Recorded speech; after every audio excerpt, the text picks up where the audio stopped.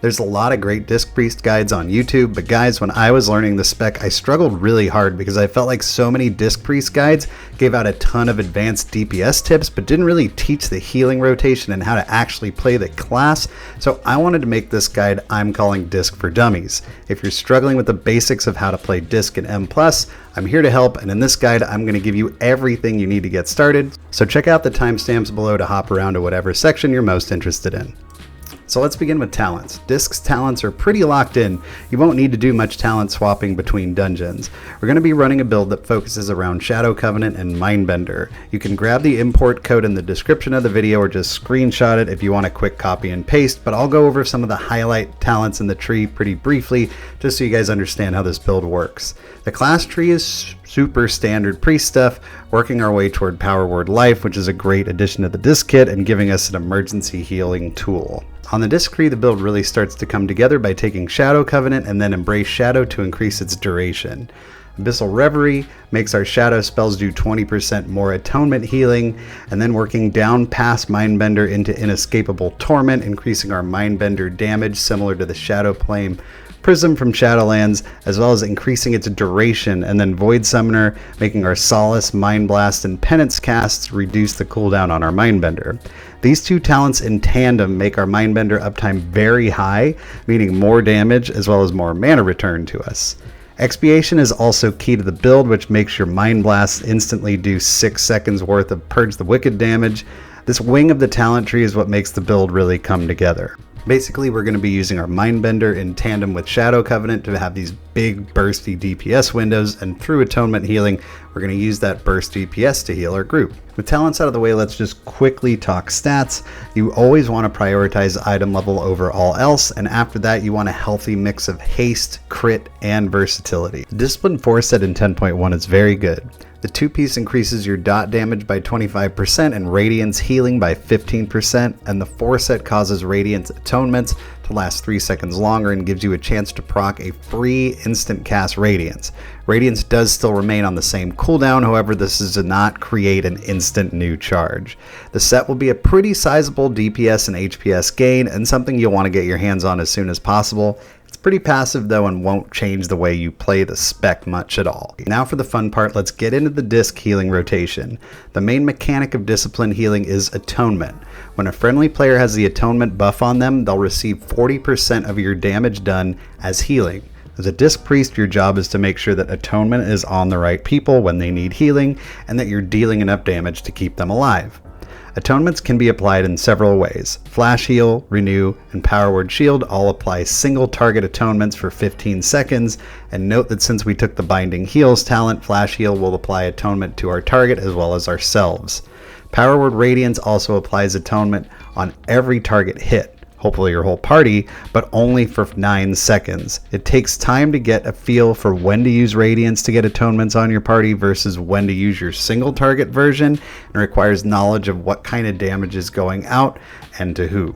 It's really important that you're able to see on your UI who's got atonements and how much time is left on them, so make sure that that's something that's visible to you at all times. So let's start with your basic healing rotation that you'll use when a small amount of damage is going out outside of your cooldowns. Here we're going to apply atonements using Flash Heal, Renew, and Power Word Shield for single targets taking damage, and use Radiance for AoE damage. Since patch 10.0.5, Radiance has been buffed to do a considerable amount of healing and is your best group-wide oh shit button when the party drops low. You've also got the very useful Power Word Life, which is a huge heal for anyone below 35% health and goes on a super short cooldown if used within that health range. Use this as your single target spot heal when someone gets critically low.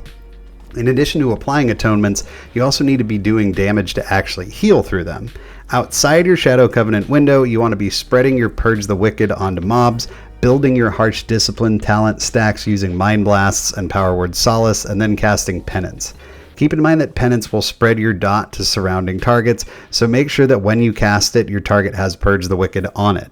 Divine Star is a great ability to chuck out on cooldown in AoE situations as well. You'll also want to make sure that you're hitting Shadow Word Death when mobs get into execute range, as this does a load of damage and therefore a load of atonement healing. A really big piece of the puzzle when understanding how to heal as Disc is your Shadow Covenant window. This burst DPS window is going to be the source of most of your important healing. Ideally, you will be entering your Shadow Covenant window with 3 stacks of Harsh Discipline, which you can generate from Smite, Solace, or Mind Blast, and your Mindbender, Shadow Covenant, and Schism all off cooldown. Get a fresh Purge the Wicked on your target and make sure your atonements are out, and then we start this following sequence. Mindbender, Shadow Covenant, Schism, Mind Blast, Penance. After that, you'll have about 10 seconds in your Shadow Covenant window, and things can be a lot more fluid. You want to prioritize Mind Blasts and Shadow Word Deaths because they proc your Mindbender Torments, and ideally you should try to get a second fully empowered Penance through Harsh Discipline. In reality, though, this window is going to get disrupted for a variety of reasons, such as movement mechanics. You should also consider that you'll likely want to reapply your atonements using Radiance somewhere in the middle of your window. You also want to make sure you're refreshing your dot so you're getting full value out of your expiation talent. I'd highly recommend practicing this rotation on a target dummy a number of times until you've got it down, as it's really important to the Disc healing kit and you want to be able to execute it as close to perfection as possible. I'd also make sure your UI is tracking all the various components to this window. If you like the UI you see here, check out the join button below the video, as all aspects of my UI are available to channel members via my Discord, as well as several other healing specs. First, let's talk about Rapture. This increases the size of your shields by 40% and gives it no cooldown for 8 seconds. If you want to get the most out of this ability, I'd recommend applying atonements to the entire group by using Radiance, then shielding them all with Rapture, prioritizing yourself and the DPS first and the tank last. Due to your mastery, your shields will be considerably bigger if you cast on a target that has atonement already on it. Rapture also must be used proactively, meaning before the damage goes out. It's a preventative cooldown. It won't do much on a group of people at 20% health. Also, on a 1.5 minute cooldown, send it often. Use it early in a boss fight and you'll likely get a second use toward the end. Don't use it in tandem with your Shadow Covenant window either. Use it as filler when damage is coming out and Shadow Covenant is on cooldown. Barrier is a big yellow bubble that gives everyone inside of it 25% damage reduction on a 3-minute cooldown. In a perfect world, this gets used when the whole group has to stack for something, which does occur in Mythic Plus pretty often. Just remember, that's not the only time you're allowed to use it. 25% damage reduction is really nice, even if it only hits a couple of people or even just you. I think the common mistake with Barrier is just sit on it forever. We don't want to do that with cooldowns. With our build, we've talented into 2 charges of Pain Suppression, which reduces damage taken by 40% for a single target for 8 seconds. I think this is often misrepresented as something you throw on a tank when they're getting beat up. Dragonflight tanks are super tanky, but you, the priest, are absolutely not. I like to use one charge liberally on any one person who's going to take a lot of damage from something, whether it be a DPS or myself, and save the second charge as almost like a personal defensive, because that is a department in which priest is seriously lacking. The rest of the video to talk about utility and defensives, and as a priest, don't worry, that shouldn't take long. The biggest and most obvious utility spells you can contribute to a group are Mass Dispel and Power Infusion. How much you want to min-max Power Infusion is really up to you, but the most important thing is getting as many uses as you can out of it, and remember, with our build, it will affect you as well as your target.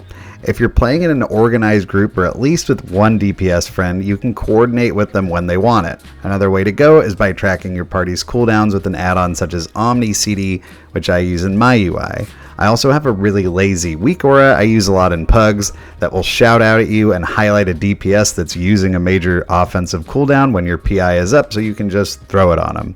If you're just out there pugging it up, I don't think it's a bad one, and I'll leave it in the description. Mass Dispel rules, guys, and if you should be taking advantage of it in any given opportunity, as it's quite common that MD will be able to cheese you out of doing major boss or trash mechanics in several dungeons every season. This is one of those great things that makes a priest and a desirable part of a group, so don't forget to use it. So while you don't have a kick, Psychic Scream is the closest you're going to get to an AoE CC on Priest. It can be hard to use it reactively, so I would recommend holding it for crucial moments when you know a stop must occur, and making sure you're already in position, meaning close to the mobs, to get the spell off. Fade, Fade, Fade. Fade is a small defensive cooldown, but its upside is that its CD is super short.